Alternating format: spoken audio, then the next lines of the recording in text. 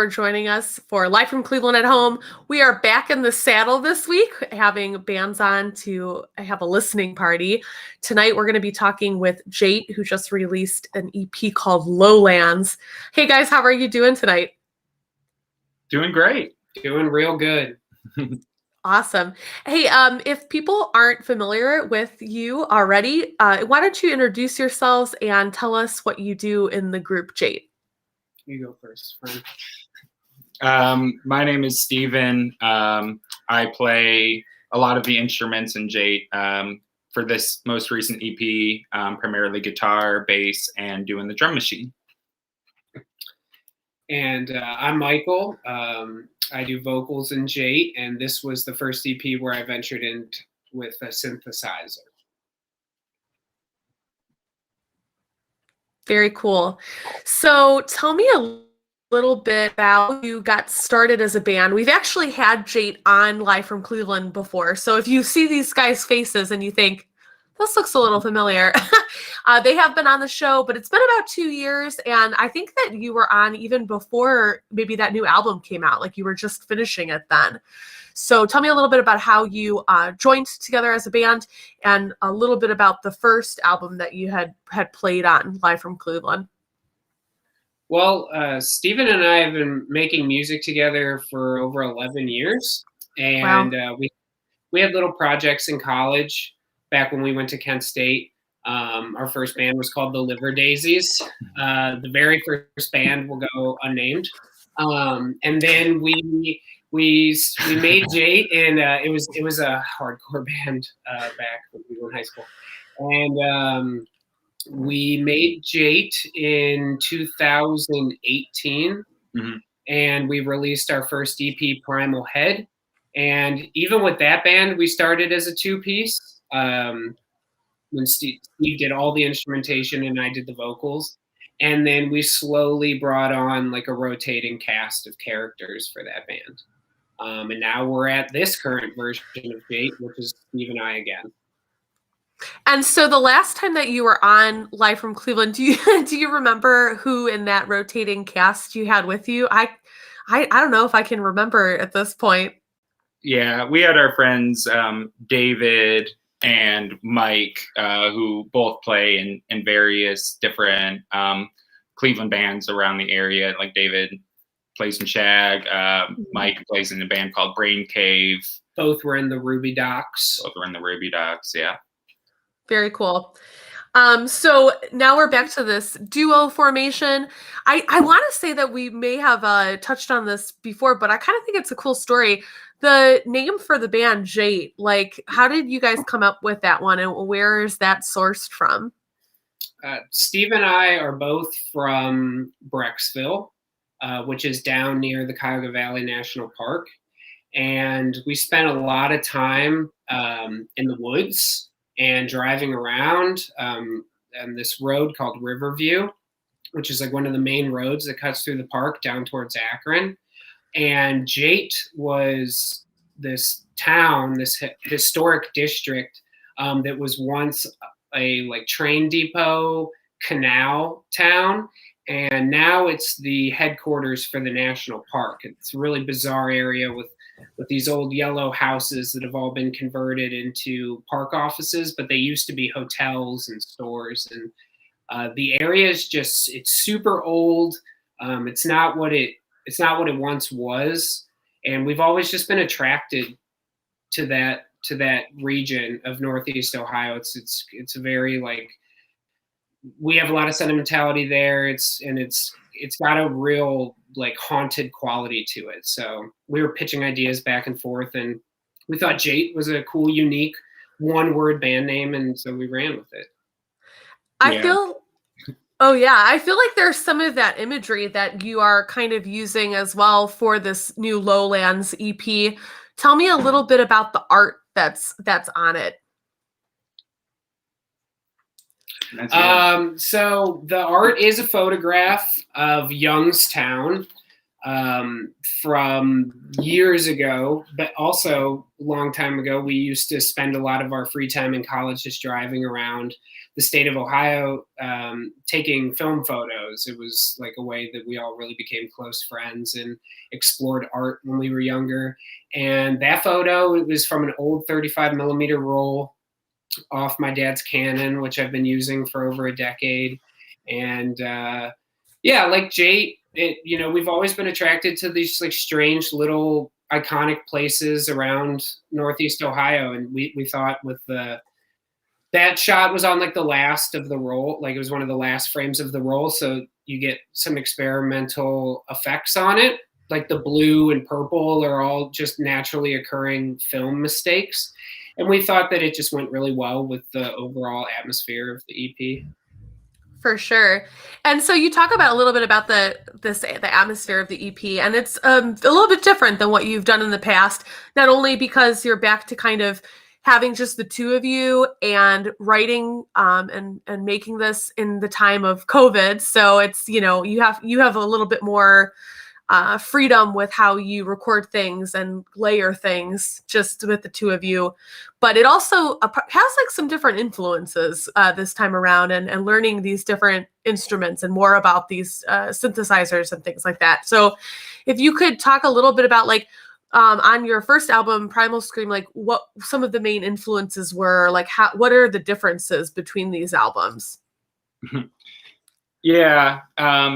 It's funny to talk about influences. I mean, especially for when we first started as a band. I know Michael says that we've been playing music together for 11 years. And that's like true in a sense. Like we did like have like a band in high school, but like by and large, it's been pretty inconsistent. And when we started Jaite, like I don't even know how it started. Like it was just like one day, like I think that I had finally taken it upon myself, because having played in like different bands and then being reliant on other people, I had never really like constructed a song from scratch myself. So I finally took it upon myself to do that using like a Casio keyboards, drum machine, and things like that. And that was how Jaite started. And around that Primal Head time, since we started using like Casio tone, like bass drum machines for like, that was how we wrote our songs. Our influences were definitely, like 80s bands that like, used similar technology. But even then, I don't know, like when I think about what people told us we sounded like on Primal Head, it was as far flung as people saying we sounded like Lungfish, to the Stone Roses, to Felt, which are all bands that we love that we don't necessarily feel like we sound like, because we also like, we had a song on that first EP called Susie. So Susie and the Banshees, like I named that song as like for ease of talking about. That wasn't actually supposed to be the song name, but Mike took that because I thought it sounded like kind of like a Susie and the Banshees cool riff. Yeah. But yeah, so I don't know. I mean, definitely always influenced by the 80s, late 70s, post-punk for sure. Yeah. I feel like we never, and it was interesting because Lowlands, this recent EP, we got picked up by like so many post-punk blogs and like gothic music blogs and like dark electronic synth type like websites and like cold wave synthwave crowd. Like, we've never had the intention of making like a genre specific sound. So like I always tell Steve, we have these conversations all the time, how like, I'll be really inspired by like Guided by Voices. Like that's one of my favorite bands of all time. And our songs will sound nothing like them, but they're who I think about all the time. Like even when I'm like making stuff in my home studio. And so it's interesting. The product that came out is not necessarily in the genre that it's been labeled, is not necessarily what we set out to do. And it's always been like that, except our first hardcore band in high school. I think that's kind of interesting, like Steve, that you brought up, like you kind of are using just what you have to make the sounds. And so that way, like you kind of do have to work within your limitations. If you have very basic like DIY stuff, it's going to come out sounding a little bit more like that. Or, even if you're just working with basic guitar, drums, it's, maybe it's easier to sound a little bit more post-punk with that because that's what you've got. Whereas now you've kind of had enough time to make some investments and collect this arsenal of tools to be able to make more music with. And so, I think that this newer album, this EP, sounds a little bit more kind of shoegazy, and there are some fun electronic elements going on with it as well. Tell me about some of the new instrumentation that you worked with on this album that you hadn't worked with previously. Well, one day I decided I'm buying a synth, and then we watched hours of YouTube videos, and that was the start of our gear addiction, which I don't think Steve has tons of equipment that he's accumulated like over his life. And then within the last year, because of COVID and the stimulus checks, I've like managed to catch up in like a short amount of time. So Lowlands apart from my synthesizer, I got the Korg Minilog XD, which is a really popular hardware synth that still has analog features with digital features. Other than that, it's in Steve's MPC drum machine. It's still the bass. It's still the instruments that Steve's always had for years. So it's kind of like a mix of old and new equipment. Mm-hmm. Yeah, our drum machine though, like, is definitely so with the synthesizer, and then so I finally got myself a legitimate drum machine. Whereas the Primal Head EP, all of those drums were done on my iPhone. So wow. Yeah. I never knew that. That's amazing. Yeah, I nerded out pretty hard on the GarageBand app on my iPhone, and like it's very serviceable. They've got a lot of different tones, and you can like set a sequence of different parts, and that was a hurdle that we had to get over. It's really funny. One of our first songs from Primal Head, I was just telling someone the other day. So like the drums on the recording, they were from like their GarageBand drums, but the drum part is literally me mimicking the drums from my Casio tone. Like the drum beat is like that keyboard drum sound. So yeah, funny how that worked out. But yeah, so finally got like an MPC, like a much nicer drum machine, and it's kind of opened the door to use like more like artificial drums, which is kind of like a sound we wanted. Like all of the sounds on Primal Head, like a lot of people thought that those were live drums actually, and now we're kind of like embracing, especially with the synthesizer, it makes more sense to kind of have a little bit more of an artificial sound. So getting to experiment more with the MPC has been really freeing. It's been really exploratory, and we're looking forward to getting into like sampling and stuff like that moving forward as well, because a lot of our toys are new, and this was our first go messing around with them. So hopefully we'll just get more well-versed, and we can only expand our sonic horizons moving forward. Yeah.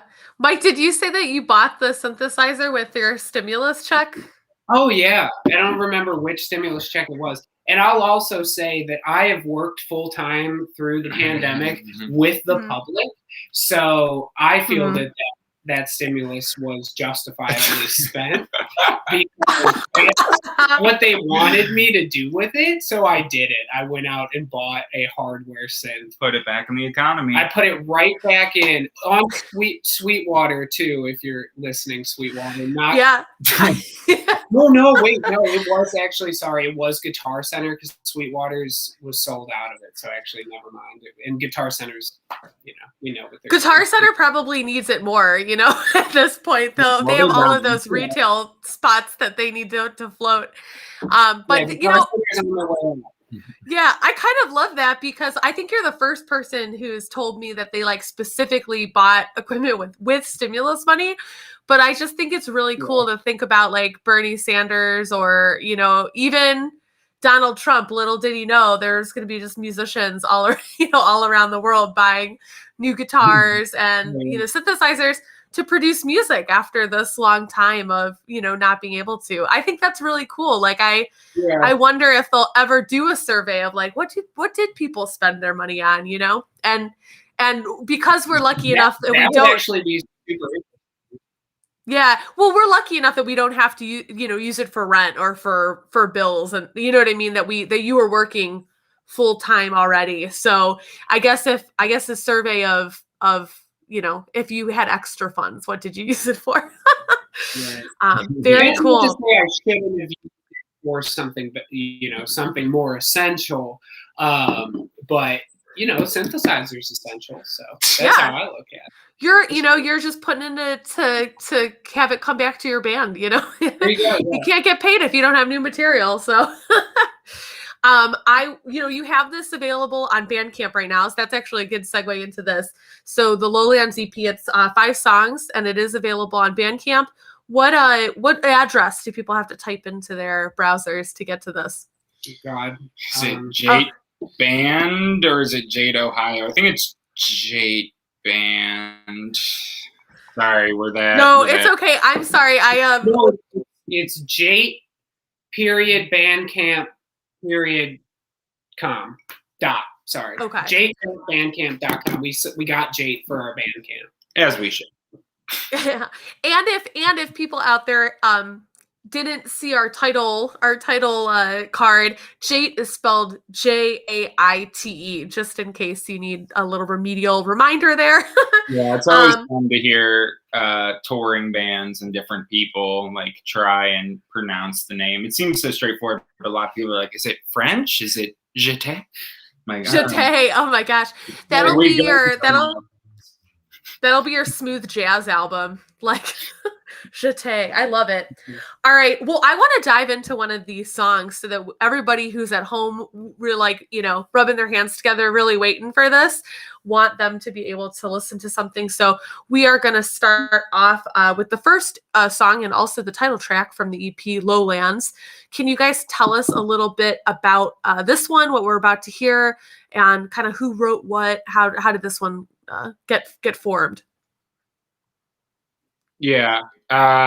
It's funny that this song ended up being like the title track and the first single that we released. I believe it was the last song that we wrote from this EP.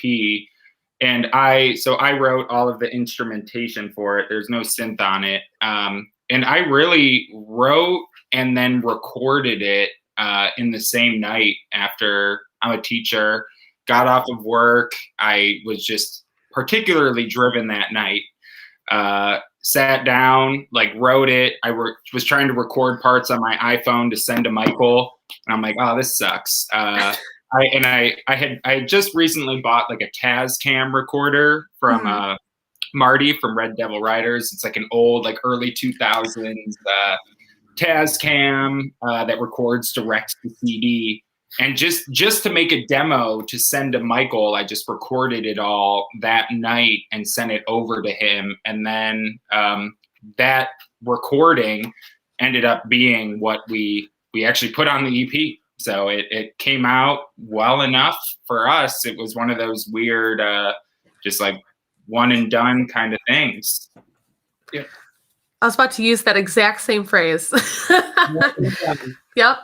Sometimes it's best played it that way. Since I recorded it. I wrote and recorded it in one night. I have not played this song since then, which is kind of disconcerting. All right, should we dive right into that then? Yeah, let's do it.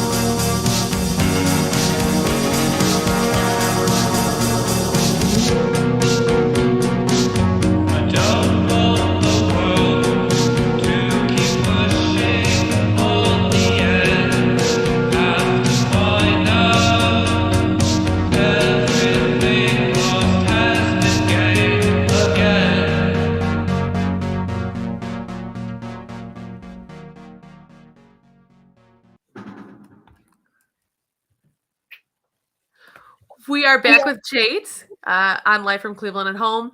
And we just listened, we had a twofer. We played 2 songs for you there. That most recently we listened to Distant Star. And before that we listened to Lowlands, which is the title track off of the Lowlands EP that these guys just put out not too long ago. When was EP released online? It was released in late April. Yeah. Sometime in April. Mid-April, late April. All the days are blending together. Like, just publish it. We're done with this thing. Get it out there. What was so Distant Star, since that was a twofer, tell us a little bit about that track and how you wrote that one. So Distant Star is interesting. It was the last song that we recorded. It was also the song that took the most amount of reworking to get it finished. We originally made it with just an arpeggiator and drum machine and some bass, and we liked the minimalist aspect of it. But we obviously we ended up thinking something was missing, so we put in some. Steve wrote a really beautiful guitar riff for it, and it's actually, that song's really interesting for me vocally, because I've been told, and not in a negative way, but I've been told my vocals are cold on this album. Like that they're emotional, but they have this very like cold, disassociated feeling to them. And the chorus of that song, I actually wrote when we had gone to record it, and I wrote it on the spot because I felt like I needed to make a vocal part that was more vulnerable to, like, and not vulnerable like emotionally in the lyrics, but vulnerable in like my delivery of them, because the way I sustain notes can become very like signature. It's a pattern that I kind of hold on to. So with that chorus, I was like, I want to make a more human part, and did it. Steve listened to it when he was mixing and mastering it, and we both really liked it. And yeah, that's where I come from on that track. You have something to say?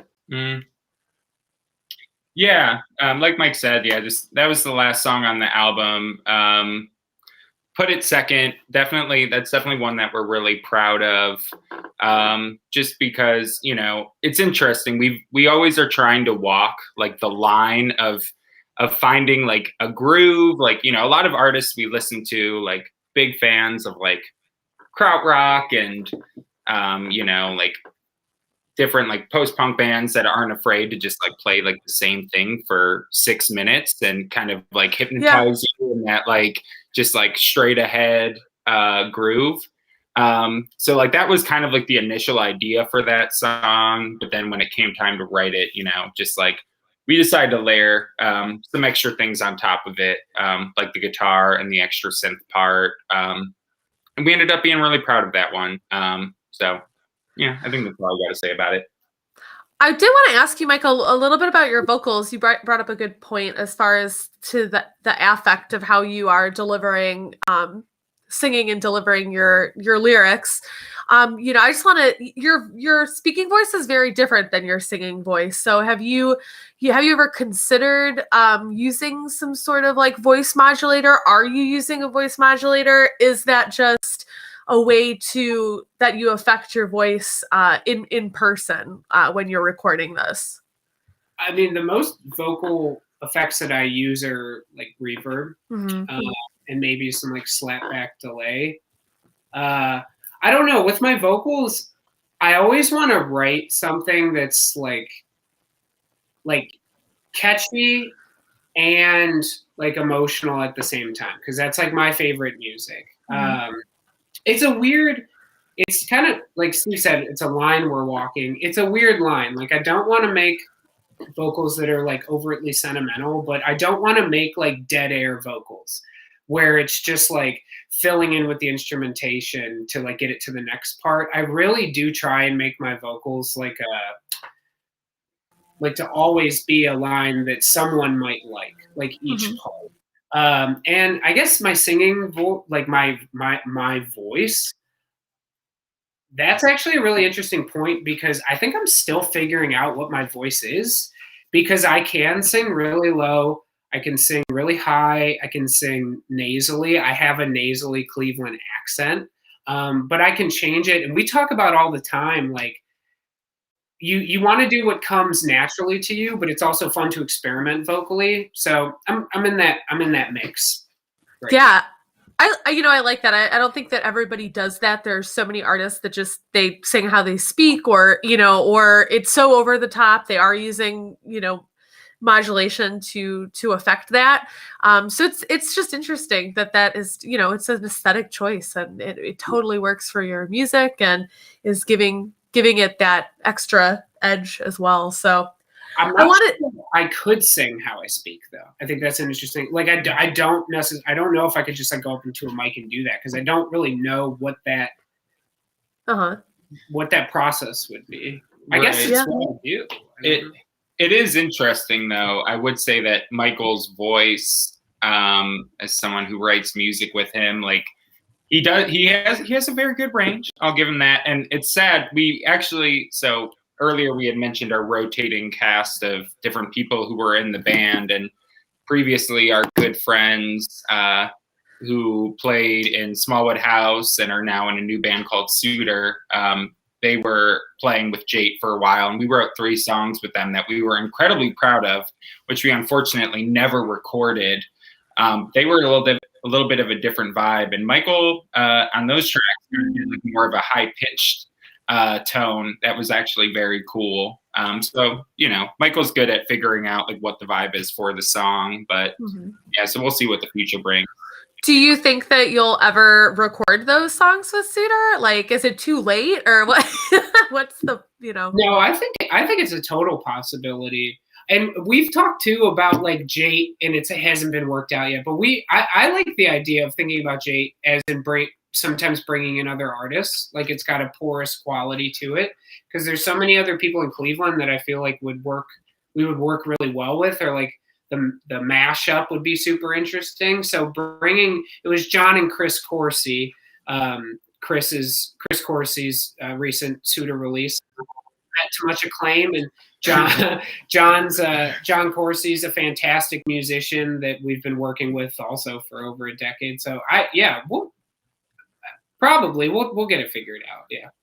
Very cool. I wanted to ask you, what was the last show that you guys remember playing before the clubs shut down? That was with Red Devil Riders and Kill the Hippies. And Kill the Hippies was the last show we played, and I have to say that was an awesome show. And we played like 2 shows back to back right around that time. We played with Nature, a local Cleveland band who is really wonderful. If you haven't heard Nature, we played with them, and Bambara, who is from Georgia, I believe. That was at the Tavern, and that was really fun. And I'll never forget that show, because that was pre-imminent lockdown, and Michael, it was like a blizzard. It was a terrible, terrible snowstorm, and we were out smoking before we played, and Michael was kind of like giving this like foreboding prediction of the lockdown to come. And back then we were still kind of like, nah, I don't know. Like no, so that was a very interesting time. But the last one was with Red Devil Riders and Kill the Hippies at Maple Lanes, and it was great. And my coworkers were there, and we're very and embarrassed me to no end. Yeah. Screamed my name the whole time. My coworker even put his arm around me while performing live, like while I was playing. Like it was something, but it was good. It's a good memory, that would carry you through a whole year. I bet of not having a repeat experience. So I wanted to ask, were most of these songs some things that you worked on since last March? Are these mostly new? Are some of these things songs you had in the back burner and unearthed during this time where you had a little extra time? Or how did it come about? Steve always has like a box of stuff that he's working with. Like, his loop pedal on his board is just filled with like gorgeous little 30-second pieces. So he's always bringing in things that he's been working on that make songwriting so much easier because we just have this arsenal of like sounds to start with. But with with Lowlands, it was what Steve had and new stuff he was working on. And then once I got my synth, we made the decision like, okay, let's try it being more electronic. And then we got the new generation MPC drum machine, and we were like, okay, now we have like the pieces to make like a more electronic sound, not genre wise, but like with this new equipment, with this new gear. So there's a mix of like older stuff, and I would say it was all new. All new. Yeah, I don't think any of them were ideas that I had before. I mean, I feel like we just wrote all of them just from like experimenting and playing together in the basement. It was weird. It took us a long time. I mean, we really, to like when quarantine started, like I didn't see Michael for the first few months. Then it got to the point where we were hanging out outside. We didn't get comfortable like actually like entering each other's spaces until a couple months before. Like, yeah, December. Yeah. We stayed outside like deep into the December and January, like having bonfires and like in an open, ventilated garage. So, I mean, we started writing this EP in January of 2021. So wow, it was like a 4-month thing. That's an awesome turnaround. Do you feel like because you weren't able to practice together because you were still kind of like, I don't know if we should be practicing like inside together, if that kind of also made you do things more separately and more electronically, because that's how you could work right now?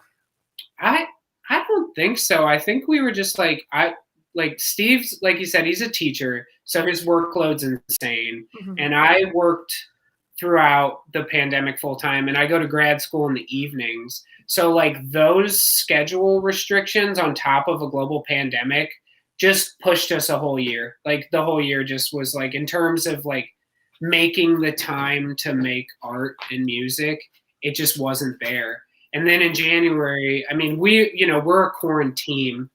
This is our like a pretty well kept bubble. But now we're vaccinated. Yeah, we're pod. We're vaccinated now. But yeah, I really just think it was just life pushed us, like just erase the ability to like do collaborative stuff. Yeah.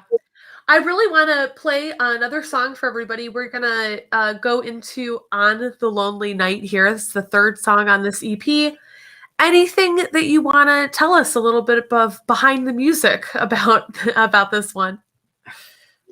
I guess a quick behind the music. I don't know. This song was interesting. It was one of the earlier ones we wrote. This one was definitely one that we kind of wrote separately. Like me and Michael were jamming. I like laid down a drum machine line and a bass line, and he came up with kind of like what I thought was like a spooky, almost like organ-like synth tone, which he resents that claim, but I stick to it.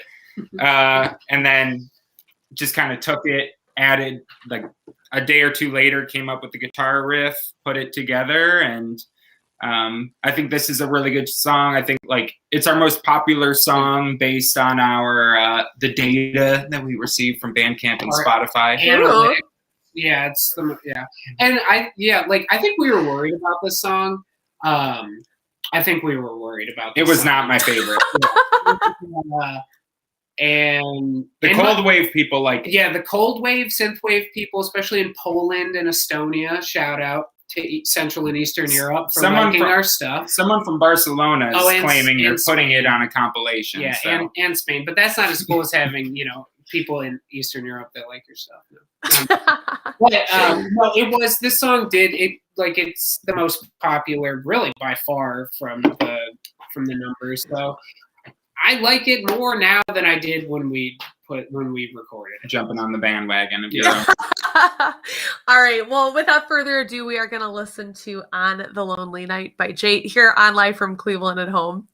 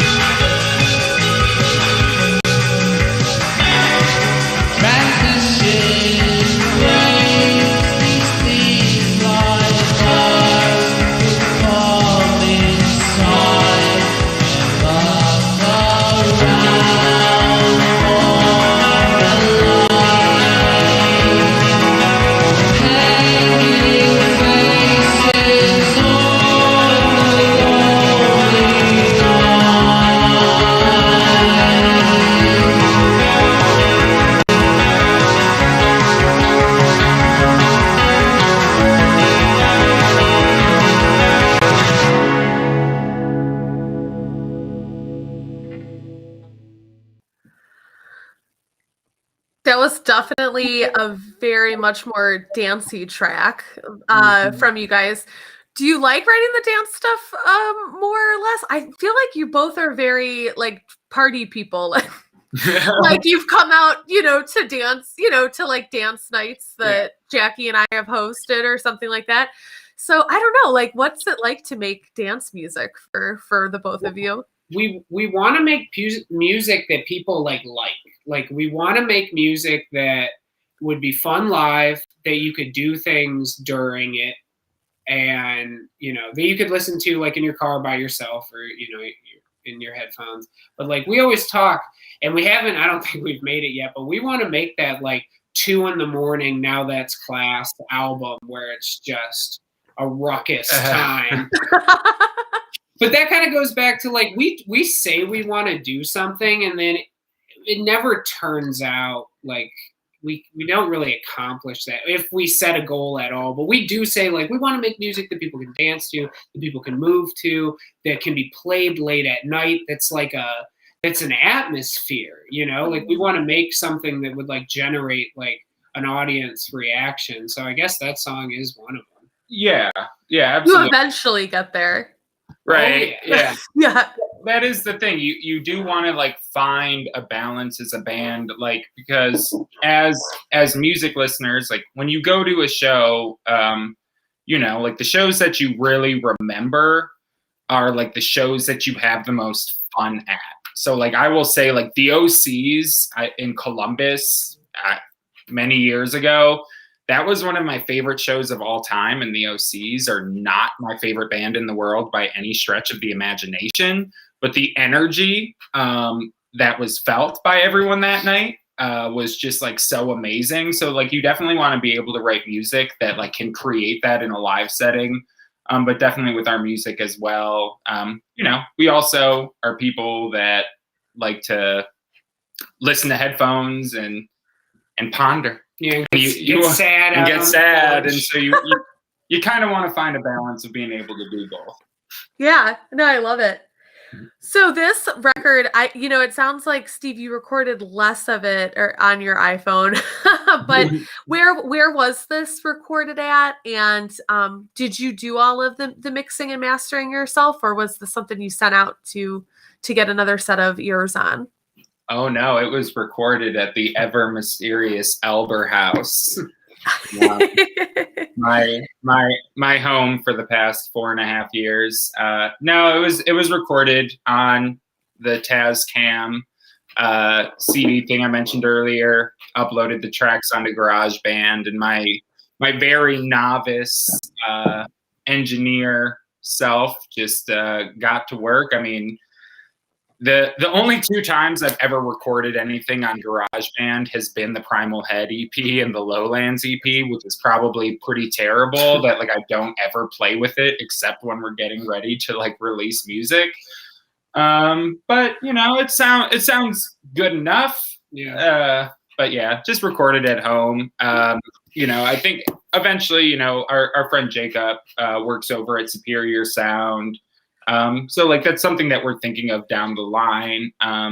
For albums, like our EPs are more like us figuring ourselves out, and we hope to make more of them, a lot more of them when I graduate in a week. So after that, we're going to try to really increase our output and get some more EPs, and then invest in an album for sure. Very cool.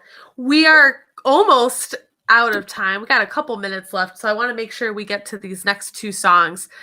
We are going to hear Blue Highway next, and which reminds me of like Lost Highway. Is this a little like David Lynchian? What's going on this track? Okay, so the day that we released them on Bandcamp, we were so busy that week, and I named all of them, and I came over to the Elber House where Steve lives, and I was like, "What do you think of the names?" And he's like, "Oh, not working for me." And I was like, I got a little defensive, and then I was like, "Okay, you're right." So then we renamed all of them after they had been published on Bandcamp. But these were like names that I also had in the back of my head and in my notes and stuff, and so they make a lot of sense. But there's some literary homages and pop cultural homages in the lyrics and in the song titles. I mean, obviously Blue Highway is a very Lynchian name, and Distant Star is based on just a really beautiful but horrifying novel by Roberto Bolaño, which is one of Steve and I's favorite writers. He's a Chilean magical realism writer that really writes about, you know, the South American identity and overcoming sinister political forces, and just it's really beautiful writing and very empowering writing. Wow, summing up Bolaño in a radio interview. Yeah, look at you. Yeah, to be honest, I almost panicked right there. I know you did. But I got it. That is definitely what he does. Fantastic writer. Been reading him forever. It was his birthday recently. Yeah.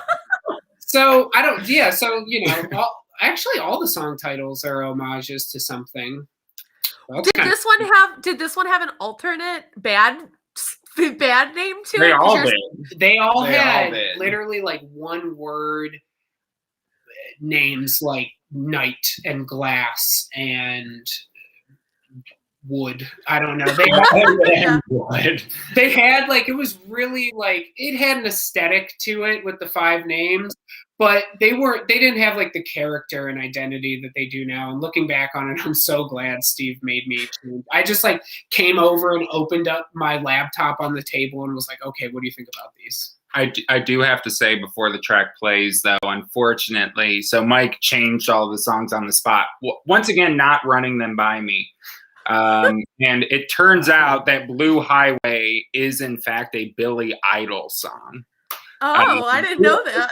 Yeah, and we are not Billy Idol fans. Besides, White Wedding and Rebel Yell. And he was in a band, called Generation X that was in SLC Punk, which I loved as a kid.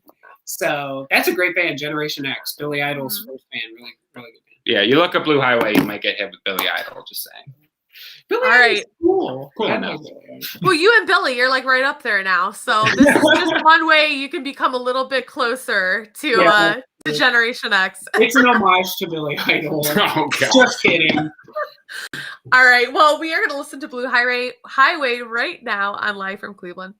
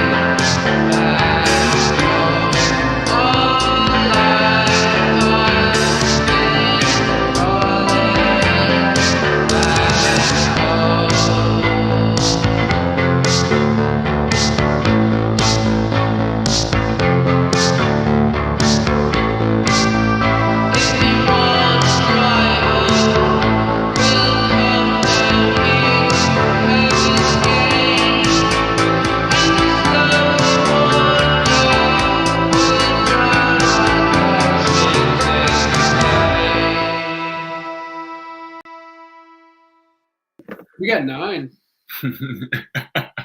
9 comments? 9 viewers. Don't. Oh, okay. There's Mike with his analytics. Yeah, I'm really into this. Yeah. I'm really into analytics right now too. I got really into it after telethon. We had an amazing telethon. So if anybody's out there, thank you. WRUW. Thank you, Isaac, who's also on the other end of the other end of the camera. There's like a triangle going on, and he's one of the ends of it. Isaac's one of our telethon directors. So we had a really good time this year. Thanks everyone watching at home that may have donated and participated. We really appreciate you. Had to throw that out there real quick. Man, that one reminded me of like Robert Smith. Man, you were doing a good Cure track. Oh man. We always joke about Robert Smith just being the scariest looking human. What? Oh no, I love his whole look. It's so good. Well, in 2021, it's a different story. Listen, guys. Like, if you get to be like in your 70s and you can still be like as cool as Robert Smith, but also maybe a little scary, I think you're doing good. Yeah. We're just kidding. We love you, Robert. Oh man. I wanted to shout it out one more time where people can go online to find your music. I think you guys have an Instagram page. We do. We have a Twitter. We have Instagram. We have Bandcamp. We have YouTube, which we always talked about how important YouTube is, and like a lot of like non-American listeners are on our YouTube channel, which is awesome. And then we are on Spotify. And we need those Spotify numbers up a little bit. We're getting killed. We need our 10 cents. Yeah. We need our 10 cents. So, if you want to listen, we're on basically everything, but Spotify. We need those data reports generated. Start adding you guys to some playlists. You could do one of those TikToks. I don't know if you've heard about these. I'm hip with the kids these days. And they've told me there's like a whole TikTok going on where as an artist you can look up what playlists your songs have been added to on Spotify. And like some of them are really funny. Like maybe somebody like has put you on a playlist called Robert Smith wishes he was 20, or like and you react to you can react to all of the playlists you get added on. So if you promise to make a TikTok video of this, I'm going to promise you some more fans. Okay. Well, somebody needs to add us to a playlist first. We're not, I don't think we're out there yet. But So we would be. I want to thank you guys so much for coming on to Live from Cleveland tonight. We had a really great time hanging out with you both. And this episode will replay tomorrow night on WRUW. So if you would like to hear a analog version of the radio show, you can tune in at 10 p.m. and that's when we will be rebroadcasting this. We have one more song left from Jaite. It is called Shimmer. And you can find it on the new Lowlands EP that they have out right now on their Bandcamp. Did we say it was Jaite? Ohio? Which one was it? Jaite? Jaite.bandcamp.com. Awesome. Thank you guys so much for being on the show tonight. We had a great time. Thank you, Steve. Thank you, Mike. Yeah, thank you so much. Thank you, Rachel and Isaac. Thank you, Isaac. Thank you, WRUW. We are going to listen to Shimmer, and so stick around so that you can hear this song. And then next week, we are actually going to have Lisa Belladonna come on the show from Columbus, an amazing, also synth artist. I believe her signature says Synth Wizard on her email signature. And you may have seen her perform before at Happy Dog. Originally, she is from Cleveland. So I'm really excited to work with her for next week. So please tune in. We will be doing a Wednesday night live stream followed by the Thursday night broadcast. Have a great Thursday night, everyone. This is Shimmer by the band Jaite.